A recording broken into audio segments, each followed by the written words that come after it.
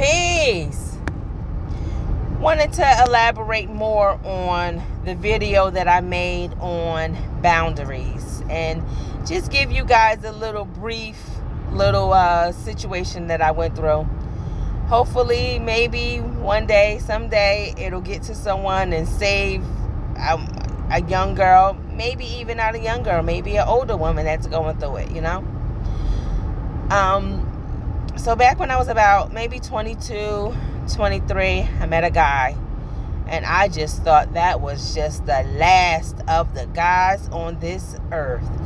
You couldn't tell me that we wasn't going to be married and have a whole slew of children. Oh, listen, I just was in love. Love at first sight. Listen, them red flags was blaring. They was green, they was orange, they was neon, they was blaring. I didn't see nothing, I didn't hear nothing. I hear no evil, see no evil, nothing. You couldn't tell me nothing. Fast forward maybe about 2 years, I ended up having one child, my son. Everything was okay, but I would see little things like isolating me, family come down. He would create a whole bunch of different issues, and it was just thing after thing, like little things would happen, but still, like I told you, I was in love. Couldn't tell me nothing. Okay, so maybe about a year and a half later, here's my daughter. And I would see things, and I knew they was happening. I was opening up my eyes a little bit more. But, now I have these 2 children by him, and I'm like, can't do too much about it because who do I trust? If I have to work a 3 to 11 or 11 to 7 or something, who do I trust with my children, Like I told you, I was so far away. Who would I trust? So, okay, I would kind of deal with it. I knew something was going on. I would see stuff. Like I told you, I would hear stuff. Now I'm seeing little proof of things. Okay. So now here's my daughter. She's going into preschool now. So now I'm making an exit plan. And I see things and I hear things. Now my daughter, I forgot to mention, I did get employment where I was working Monday through Friday.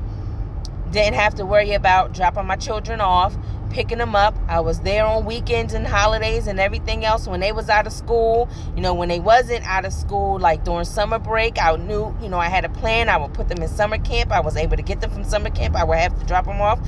So at that point, I was just waiting because I seen the little things already that he was doing. I seen the infidelity. I seen the cheating, the abuse, everything else. All those things that was going on, I was dealing with it because of my children, and I didn't have any support system. So, okay, fast forward. Now I'm waiting for this dude to do something real crazy so I can be like, all right, cool, I'm cool, you cool, we all cool, everything straight? Okay.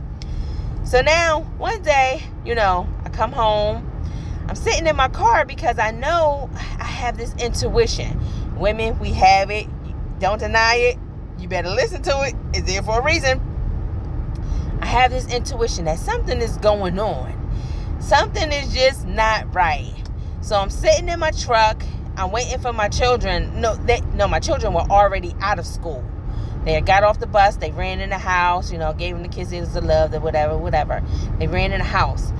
I'm sitting in my truck just decompressing and from the work day. And then also, I have this feeling that something is going on. Then I see my neighbor pull up. She blasted music. I looked at her. I didn't think anything. I seen a silhouette of a guy, and the silhouette was very familiar. But I still didn't think nothing.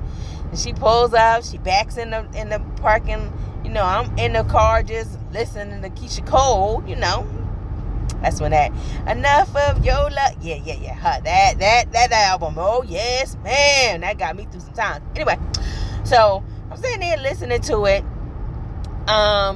So she gets out the car. She goes switching on to the building. I didn't think nothing of it. And then all of a sudden, I guess she realized that this person didn't get out the car. So she goes to the car, and I see this. I'm thinking, yeah, in my mind, that's what I'm thinking. She cursing them out, I don't know what she's saying because my windows are rolled up and I'm not listening to what they got going on, but I'm assuming that she was telling them off because her head was moving, and I'm assuming that she's telling them off. So then he gets out the car, and it's him. Oh, so this is where you been. So I was just like, at the point I was hurt. I'm not gonna lie, I was hurt at first, but then I was like, oh, hold up, honey, this is your exit. This is the perfect reason why. This is your reason. Divine intervention. Somebody sent me a rope. Somebody sent me a rescue. Thank you very much. Whoever sent that, universe, divine intervention, whoever sent that, thank you very much. So I was just like, no big deal. I'll just go upstairs and pack your stuff. I'm cool with it.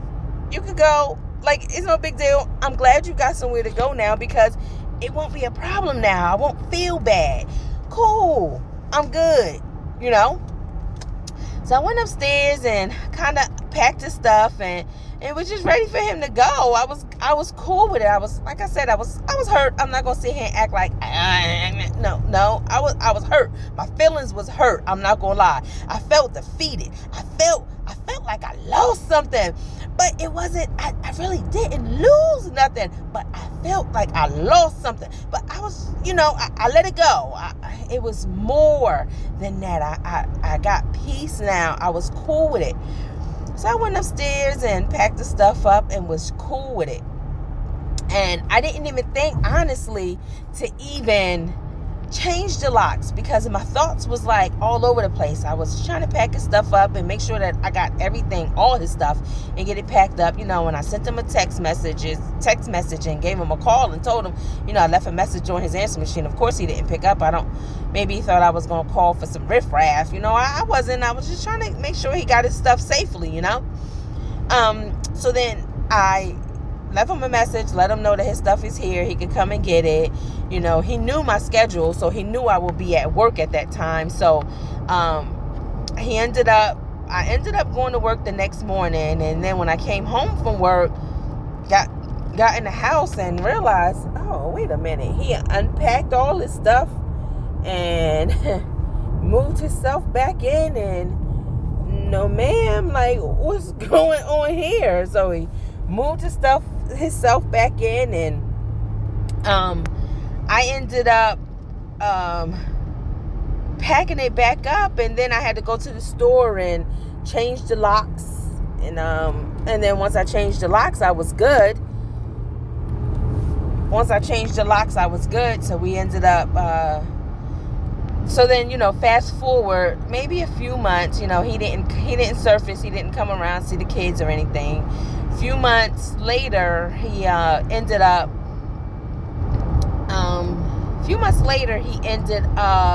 calling me and saying, can I come see my kids? And I'm like, all right, cool. It's nothing. Come see him. It is what it is. So he came to see him, and, he would say little slick stuff to them like, yeah, mommy and daddy gonna get back together.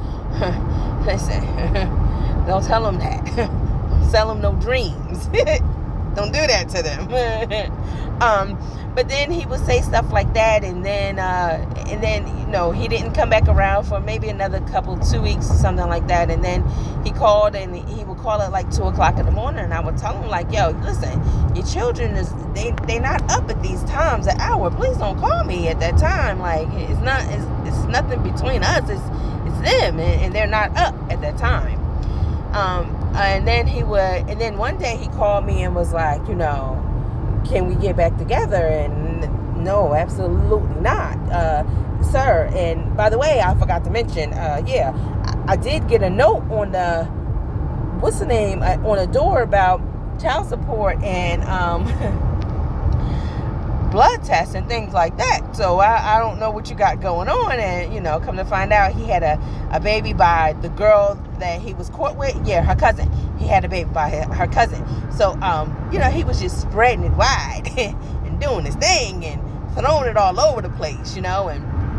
But anyway, so a few months after that, he called me. No, I said not a few months, maybe a few weeks after that. And he called and said that the girl was being evicted, the one that he got caught with that was going in the building. Yeah, her. She was being evicted. By then, I was in the mix of buying my house and things like that. But she was being evicted, and he was taking her light bill money and hopping state and going somewhere. So I don't know whatever happened with that situation. I just know it's been maybe about 11 years, and I haven't heard from him, seen him, or nothing like that. It was just, a done deal between us. But long story, that was my reasoning for the drawing boundaries. Not only just that was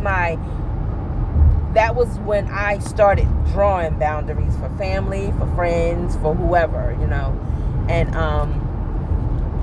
then, that was my example and my reasoning, and that's what I went through. That was my story, a little bit of my story. So hope this helps somebody out, and I hope, nobody else goes through that, but that was kind of hectic.